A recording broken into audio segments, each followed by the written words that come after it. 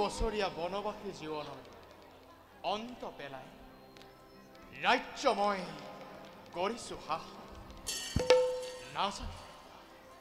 নাজানো ভাই চিৰ পূজ্য পিতৃদেৱৰ দৰে ৰাজ্য শাসন কৰিব পাৰিছো নে নাই এয়া সম্পূৰ্ণৰূপে নিৰ্ভৰ কৰিছে অযোধ্যাৰ হত হত প্ৰজাগণৰ ওপৰত দাদা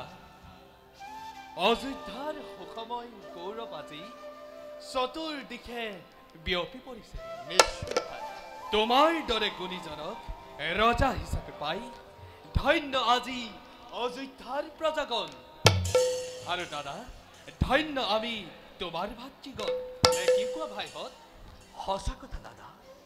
আজি অযোধ্যাৰ প্ৰজাৰ মুখত নাই অলপ দুখৰ চিন প্ৰতি প্ৰজাৰ মুখে মুখে কেৱল তোমাৰ এই গুণানুকীৰ্তন সঁচাকৈ আমি আজি গৌৰৱান্বিত তোমাৰ ভাতৃগণ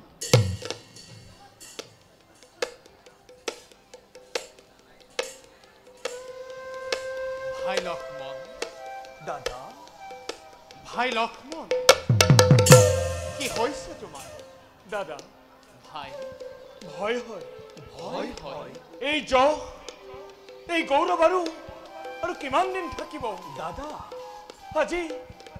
সঘনাই মোৰ কিয় কপি উঠে মন নাজানো দাদা মই ইয়াৰ কাৰণ ভাই লক্ষ্মণ কোনোবাই যেন মোক সুদূৰৰ পৰা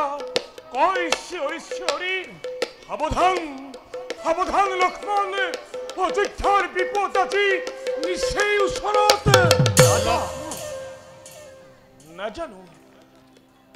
নাজানো দাদা কিবা বিপদ হ'ব আমাৰ অযোধ্যা ৰাজ্যত